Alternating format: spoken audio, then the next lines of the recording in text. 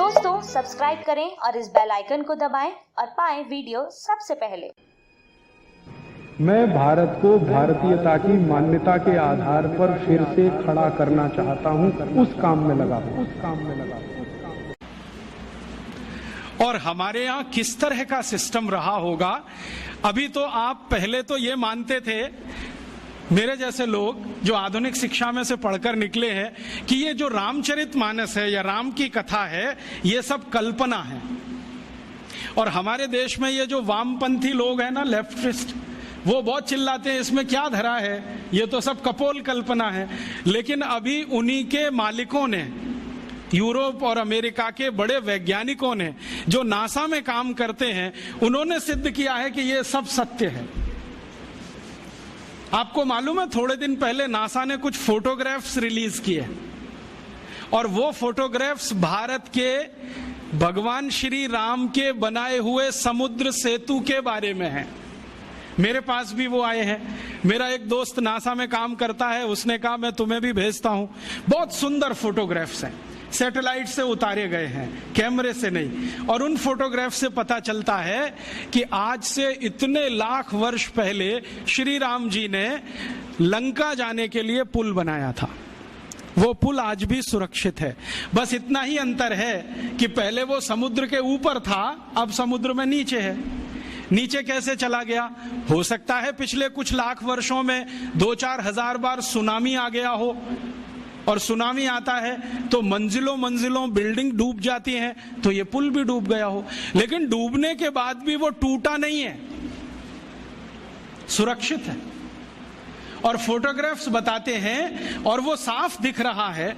मेरे पास दुर्भाग्य है कि एलसीडी प्रोजेक्टर नहीं आपको दिखाता, मेरे लैपटॉप में ये सभी फोटोग्राफ्स हैं। वो बताता है फोटोग्राफ्स की पत्थर है ना, उनको कीलों से जोड़ा गया है। कीले होते हैं, और कीले इस मेटल के हैं जो लाखों साल में भी पानी में रह के क्षरण नहीं हुए। कहीं कहीं पत्थर के बीच में चूना लगाया गया है, वो साफ दिखता है। सीमेंट कहीं नहीं है, क्योंकि सीमेंट था भी नहीं। तो चूने और कीले से जोड़े हुए पत्थर अभी तक सुरक्षित हैं, टूटे नहीं है। और उससे भी बड़ी बात यह है कि उस पूरे पुल पर क्रैक नहीं है, कहीं भी एक क्रैक भी नहीं है। हम सीमेंट की अच्छी से अच्छी बिल्डिंग बनाते हैं और आरसीसी का लेंटर डालते हैं, 2-4 साल में ही क्रैक्स आ जाते हैं, लेकिन उसमें कोई क्रैक भी नहीं है। और उसकी एक और बड़ी विशेषता है कि वो पुल जो है ना, जेड शेप में है पूरा। जेड बनाते ना अंग्रेजी का, ऐसे है पुल। अभी जो पुल बनते हैं वो स्ट्रेट लाइन होती है, एक सीधी रेखा में दीवार खड़ी करते हैं तो डैम बन जाता है, वही पुल जैसा हो जाता है डैम की दीवार। वो जो है ना, ऐसे बनाया गया। क्यों? शायद इसलिए कि समुद्र के पानी का प्रेशर बहुत होता हो, तो उस प्रेशर को इक्वली डिस्ट्रीब्यूट करना हो, तो ये शेप सबसे अच्छा है। क्योंकि इसमें कई दीवार आ जाएंगी, हर दीवार पर प्रेशर डिस्ट्रीब्यूट हो जाएगा, तो उसकी लाइफ बढ़ जाएगी। इतनी अकल हिंदुस्तान के लोगों को आज से 8-8.5 लाख साल पहले थी। और जानते हैं इस पुल का डिजाइनर कौन? नल और नील, माने the great great construction engineer. Nal और नील दोनों ने बना दिया पुल। और अब नासा कहता है कि दुनिया को पुल बनाने की टेक्नोलॉजी शायद भारत से ही गई होगी, क्योंकि इसके पहले दुनिया में कोई पुल बना था, उसका कोई रिकॉर्ड नहीं मिलता। तो अब उस पुल पर से जाकर राम की सेना वापस आई। नल और नील और राम का एक संवाद है रघुवंशम में।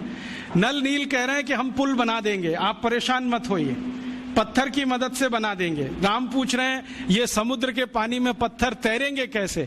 उन्होंने कहा वो आपकी चिंता नहीं, हमारी है, क्योंकि हाइड्रोलिक्स हम समझते हैं, आप नहीं समझते। हाँ, वो ऐसे ही बोलते हैं। तो रघुवंशम में तो वो बराबर बात करते हैं। रामचरितमानस में तो सभी पात्र जो है ना, राम को भगवान मानते हैं, इसलिए बात ही नहीं करते। वाल्मीकि रामायण में, कंब रामायण में, रघुवंशम में सभी पात्र बराबर बात कर रहे हैं, क्योंकि वो सहयोगी हैं। तो वो राम को समझा रहे हैं कि इसकी चिंता आप मत करो, हम कर देंगे। राम पूछ रहे हैं तुम्हारे पास तकनीकी क्या है?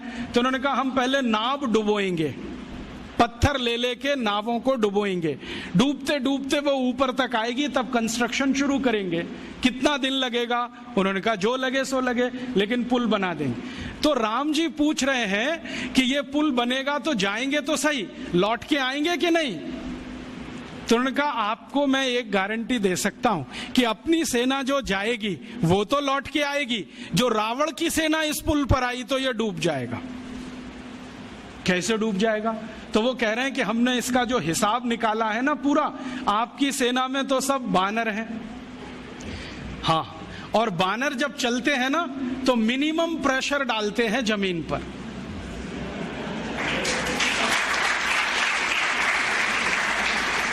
आपने देखा है ना, उनके पंजे भगवान ने कुछ ऐसे बनाए हैं कि उनका जमीन पर पंजे का टिकना बहुत कम दबाव डालता है, और वो ऐसे अद्भुत ऊर्जा के मालिक हैं सब बानर कि जैसे ही पंजा टिका तुरंत जंप कर देते हैं, और वो कंटिन्यू जंप कर सकते हैं, 1 किलोमीटर तक कर सकते हैं, 2 किलोमीटर तक कर सकते हैं। तो नल नील कह रहे हैं कि हमने पुल का डिजाइन ऐसा रखा है कि ये बानर जंप करके तो निकल जाएंगे सबके सब, जो रावण की सेना आई तो ये डूब जाएगा, क्योंकि रावण की सेना में सब राक्षस हैं, राक्षस शरीर में भारी हैं, भारी होने के साथ दबाव ज्यादा डालते हैं, तो ये पुल टूट जाएगा, वो मर जाएंगे। इसलिए युद्ध में हम विजयी होंगे, हारने का चांस नहीं है। इस क्वालिटी की चीजें हैं। अब ये क्वालिटी किसी देश में आई हो तो मैं मान सकता हूं कि उस पुल को बनाने का मटेरियल उस जमाने में रहा हो, और उस पुल को बनाने वाले जो लोग रहे, नल नील जैसे पता नहीं कितने, उनको और भी बहुत कुछ ज्ञान आता हो, क्योंकि पुल बनाने में जो उन्होंने चूना घिसा है उसमें कई तरह की जड़ी बूटियां भी मिलाई गई, उनको जड़ी बूटियों का भी ज्ञान हो। तो इससे यह सिद्ध होता है कि उस जमाने का कंस्ट्रक्शन इंजीनियर जड़ी बूटियों का भी ज्ञाता होता होगा, हो सकता है आयुर्वेद भी उसको आता होगा। और राम की सेना में तो वैद्य सुषेण तो मुख्य वैद्य हैं, लेकिन राम जी की सेना में तो थोड़ी बहुत वैद्य की सब कर लेते, सीता जी भी कर लेती, उनको भी जड़ी बूटियों का ज्ञान, लक्ष्मण भी कर लेते हैं, राम खुद सीख गए हैं बहुत कुछ।